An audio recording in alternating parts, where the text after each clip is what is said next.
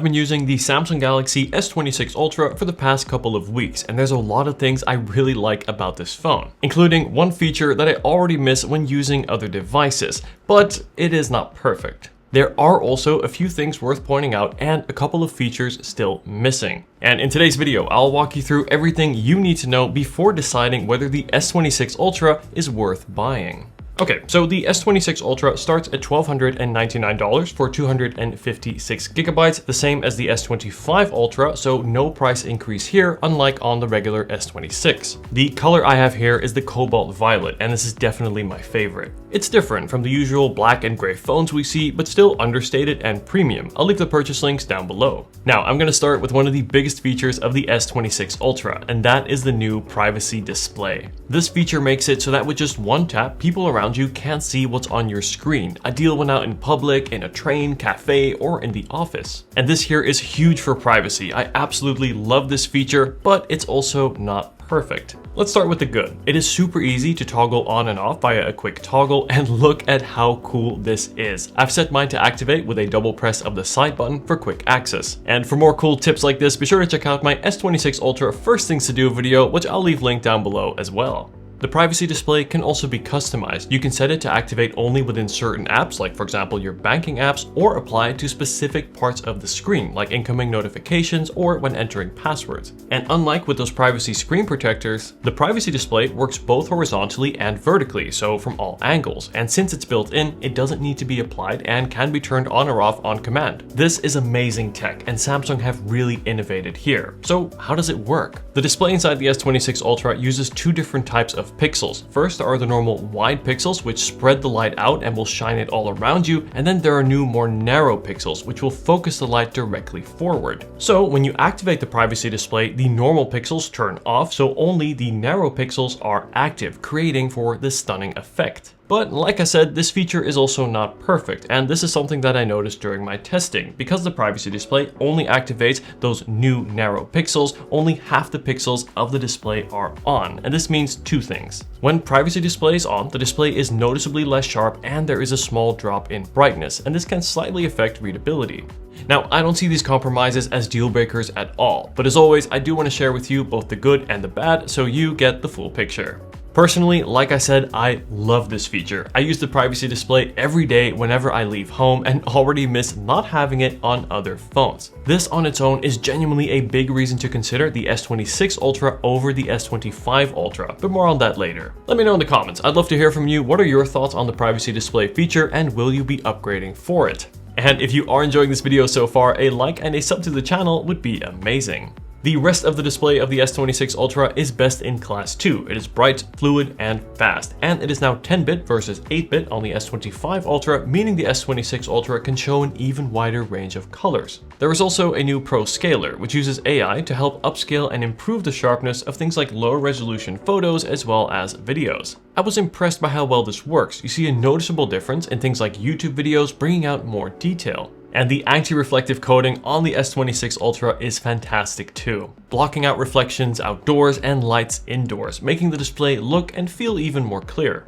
And then in the hand, the S26 Ultra compared to the S25 Ultra also feels nicer to hold. It's a touch thinner and lighter, but most impactful is the softer corners and rounded edges, which make the S26 Ultra more comfortable, particularly in your palm when holding your phone for longer periods. This year, we get no more titanium. Samsung have switched back to aluminum. Now personally, I would still choose the more durable material, which is titanium, but aluminum does have its own advantages too, being both lighter and better for heat dissipation. I like the new layered camera island design also brought to the regular S26, creating a more cohesive look across the S26 lineup. And signature to the Ultra is the S Pen. You know, it remains to be special to have a built-in stylus on a phone of this caliber, and I'm glad it's here.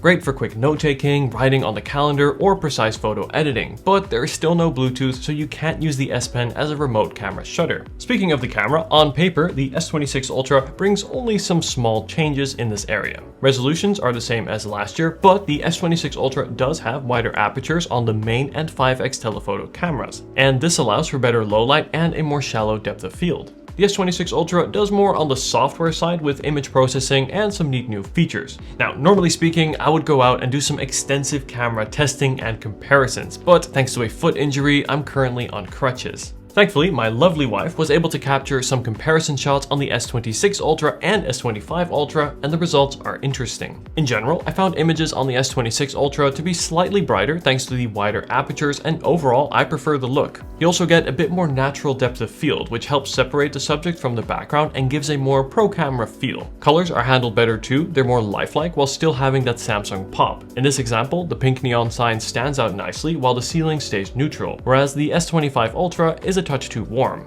Detail is also improved, seen here on this delicious chocolate cake with better texture retention and also less noise when you zoom in. At 10x zoom, both phones remain sharp, but the S26 Ultra sets color and white balance more accurately. At night, in low light, images from the S26 Ultra are again brighter with better detail retention. Look at Lucky's hair, clearly defined on the S26 Ultra and, well, kind of a blur on the S25. I was impressed by the video from the S26 Ultra. Like in photos, colors are more accurate and there's less noise in darker parts of the frame and better detail retention overall. I also noticed better exposure control, and this is something I've often criticized on Android phones. The S26 Ultra adjusts more smoothly to lighting changes, making the video look closer to what you'd expect from a dedicated camera. Samsung have also added a new video feature called horizontal lock, and as you can see, when active, no matter how I rotate my phone, the horizon stays perfectly level. And this is really incredible, also such a cool feature, and when you combine it with the already excellent image stabilization that you get on the S26,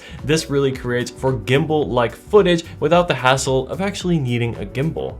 Overall, the upgrades to the camera system on the S26 Ultra aren't game-changing, but they do make a noticeable difference in what was already a very strong camera system. Now, Samsung have packed a lot of AI and software features into the S26 Ultra this year. And while some of them are more niche, others stand out as genuinely useful in day-to-day life. Let me show you the ones that I think matter most. Starting with Photo Assist, which now lets you edit photos with a text prompt. For example, change the weather to a sunny day. And wow, not only did it change the color of the sky, but it also shined the light and cast it onto the surrounding buildings. Really smart. You can even combine photos. Now, results do vary, but in general, I'm impressed, and this is a big step forward in AI image editing. Bixby is now LLM powered with Perplexity and Gemini integration, and this lets it handle more complex tasks, like for example, find me when the next Hans Zimmer concert is in London and add it to my calendar. And there it is, it's found when the next concert is, which is on the 12th of October, and has created a new event in my calendar right from within Bixby. We now get call screening, like on Pixel phones and on the iPhone, and this is a great way to get far less annoying spam calls. Last year I tested the audio eraser tool on the S25 FE, and the S26 Ultra takes this even further by not only applying it to your own videos, but also to the content that you're watching. Say you're watching a video on YouTube and the background noise is too loud. Well, you can activate audio eraser live and it will then cut out the noise so you can hear the voice more clearly. Such a clever use of AI. To power all of these new AI and software features, you need top-of-the-line performance, and the S26 Ultra comes prepared. Packing the latest Snapdragon 8 Gen 5 for Galaxy chip with 12 or 16 GB of RAM depending on storage. In Geekbench 6, the S26 Ultra shows around a 20% CPU increase and roughly 30% more GPU performance. To sustain this performance for longer, the S26 Ultra has a larger vapor chamber inside to keep the phone cool even under heavy load. And in my experience, the S26 Ultra is an absolute beast of a phone. Editing 4K videos, playing demanding games, split view multitasking, nothing seems to slow it down, and it never got hot either. It is true flagship performance as I expect from Samsung, and also at this price. I also expect this phone to remain fast for years to come. Samsung offers 7 years of software and security updates, which I always love to see. But what about battery? Well, this one is a mixed bag. The S26 Ultra packs a 5000 mAh battery. While certainly not small, it has been the same size for many years. And with some phones now approaching 6 or even 7000 mAh and silicone carbon batteries, the S26 Ultra is just no longer leading in this area. That said, the Snapdragon chip inside the S26 Ultra is well optimized and allows for it to be more efficient. So what has the battery life been like? Well, over the past weeks, battery life has been solid. The S26 Ultra still lasts me all day, even a day and a half with lighter use. I get around 8 to 9 hours of screen on time, which is around 30 to 45 minutes more than on the S25 Ultra. Battery life on the S26 Ultra is still very strong, but just imagine what it could be like with a 7000 mAh battery. The S26 Ultra does now charge faster, now at up to 60 watts wired, going from 0 to 75% in just 30 minutes. You also still get reverse charging. By the way, I'm really enjoying these new Galaxy Buds 4 Pro. Great sound, awesome looking design, and a really small case for easy carry. But one big feature that is still missing from this phone is magnets. I love MagSafe on iPhone or Pixel Snap on the Pixel phones, mostly for its instant and secure wireless charging, but also for things like wallets, stands, battery packs, and yes, there are cases with magnets that you can buy, but I'd really like to see Samsung add this feature directly into their phones. So, should you buy the S26 Ultra? Samsung have really innovated here with the new privacy display feature, and I'll go as far as to say that this feature in the coming years many people will consider essential to have. Aside from that, the S26 Ultra brings a lot of smaller quality of life improvements, both hardware and software, that altogether really do add up and create for a noticeably better experience when using this phone every day. Now, if you're looking to save some money, you can pick up last year's S25 Ultra for less these days, and it's still a solid phone. So if value is your top priority, that's definitely worth considering. But for most people, I still think the S26 Ultra is the better buy. You're getting the latest features, a more refined experience in a phone that will feel current and last for many years to come. And if you are coming from something like an S23 Ultra or an S22 Ultra, you're really going to feel the difference in all of these improvements. The S26 Ultra is easily one of my favorite phones to use right now, and if you are buying an Ultra this year, this is the one I'd recommend.